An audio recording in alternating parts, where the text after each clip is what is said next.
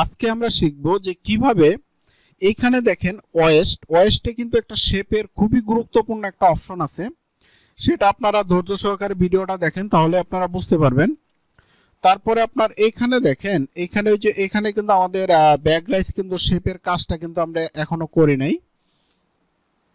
তো এই কাজগুলো আজকে আমরা করব, তো আপনারা একটু ধৈর্য সহকারে ভিডিওটা দেখতে থাকেন। প্রথমে আমরা যে জিনিসটা জানবো সেটা হলো যে আমাদের যে লেন্থের যে মেজারমেন্ট, লেন্থের মেজারমেন্টটা দেখার জন্য যদি আমরা মেজারমেন্ট স্পেকে যাই তাহলে আমরা দেখতে পারবো যে আমাদের টোটাল লেন্থের মেজারমেন্টটা কত আছে। টোটাল লেন্থের মেজারমেন্ট হলো দেখেন 65। এখন আমরা F8 এ যাব। F8 এ যাওয়ার পর এখানে দেখেন এই যে লেন্থ মেজারমেন্ট, এটা দিয়ে আমরা যদি টোটাল লেন্থটা দেখি, দেখেন টোটাল লেন্থটা কিন্তু আমাদের একটু মাইনাস আছে। এটা যদি আমরা, আমাদের দরকার হলো 65 মাইনাস যদি করি আমরা, এখানে কত আছে 64 পয়েন্ট যদি 47 মাইনাস করি তাহলে আমাদের শর্ট আছে কতটুক 53। তাহলে আমরা এখন করব কি, F3 তে যাব। যাওয়ার পরে এখান থেকে রিশেপ দিয়ে আমরা এটা কতটুক পেলাম 53। তাহলে আমরা এটাকে আমরা 53 বাড়াই দেব, এটা 0.53, এটাকে 0 করে দেই।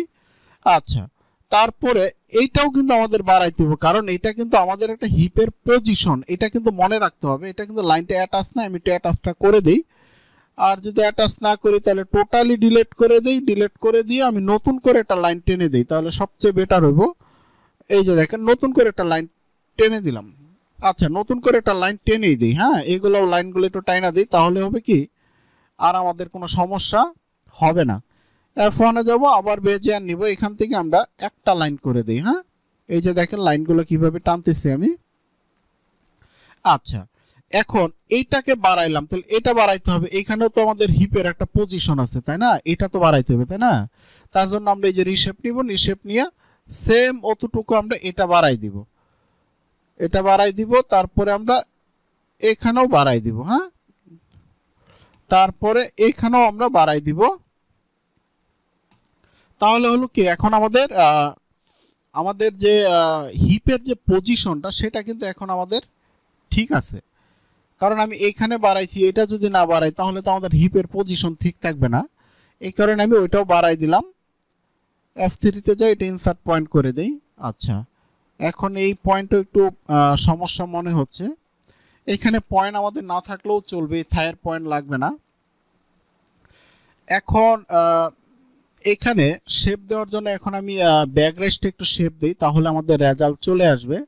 আর আরেকটা জিনিস বলি, আমাদের ব্যাক প্রাইজের যে হিপ পজিশনটা সেটা আমাদের একটু সরাই দিতে হবে।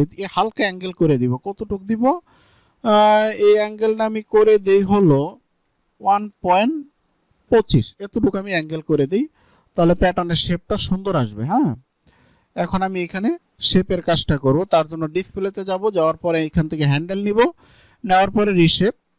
আর রিশেপ হলো F3 তে, এটা মনে রাখবেন আপনারা। এই যে দেখেন আমি শেপের কাজগুলো করতেছি, শেপের কাজগুলো এই যে শেপটা দেওয়ার সাথে সাথে দেখবেন ব্যাকপার্টের একটা লুকিং অন্যরকম, একটা সুন্দর একটা লুকিং কিন্তু দেখেন। এই যে দেখেন অলরেডি কিন্তু চলে আসছে, দেখছেন ব্যাকপার্টের কিন্তু সুন্দর একটা লুকিং কিন্তু চলে আসছে, খেয়াল করেন। রিশেপ দিয়ে এইখানে আমরা সামান্য একটু শেপ দিব, খুব বেশি না, সামান্য হালকা একটু শেপ দিয়ে দিব। আচ্ছা, এটা শেপের কাজটা করার জন্য আরও একটা সুন্দর ফর্মুলা আছে, সেটা হলো এই লাইনটা আমি যদি ডিলিট করে দেই, ডিলিট করে দেওয়ার পরে আমি F1 এ যাওয়ার পরে বেজিয়ার নিব, বেজিয়ার নেওয়ার পরে যদি আমি শিফট চাপ দিয়ে ধরি তাহলে কিন্তু দুই পাশের শেপ আমি একসাথেই করতে পারবো। এখন শেপের আমার অনেক সুবিধা হবে। আচ্ছা, আমি একটু সামান্য শেপ দিব, এখানে খুব বেশি একটা শেপের প্রয়োজন নাই। এখানে আমি হালকা একটু উপরের দিকে শেপ দিব, হালকা। হ্যাঁ, খুব বেশি একটা শেপ দিতে হবে না, কারণ আমাদের প্যাটার্ন ঠিক আছে। আর এটাকে আমি এদিকে কমাই দিব হলো কতটুকু কমাবো, 0.2 কমাই দিব। হ্যাঁ, 2 মিলি কমাই দিব, তাহলে প্যাটার্নের শেপটা দেখতে ভালো লাগবে। হ্যাঁ, এই যে দেখেন এখন কিন্তু সুন্দর একটা লুকিং। আমি যদি প্যাটার্নটাকে একটু সোজা করে দেখাই আপনাদেরকে তাহলে আপনাদের বুঝতে সুবিধা হবে। এই যে দেখেন, আসলে শেপগুলা সবসময় চর্চা করবেন, আসলে চর্চা না করলে আসলে শেপগুলা কিন্তু আপনারা সুন্দর করতে পারবেন না। এই যে দেখেন সুন্দর একটা প্যাটার্নের কিন্তু একটা লুকিং, খুবই সুন্দর একটা প্যাটার্নের লুকিং কিন্তু চলে আসছে। এখানে দেখি একটু শেপে কোনো সমস্যা আছে কিনা, থাকলে আমরা এটাও ঠিক করে দিব যদি কোনো শেপে সমস্যা থাকে।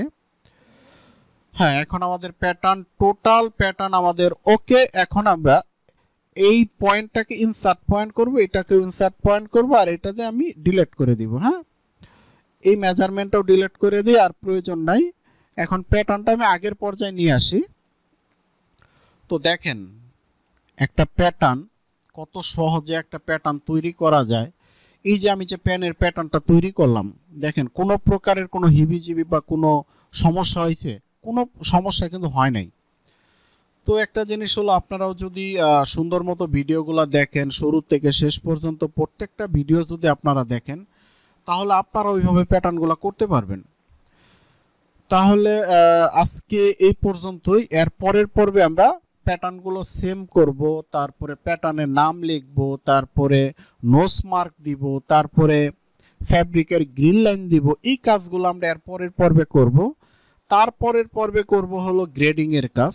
তো ঠিক আছে, আজকে এই পর্যন্তই।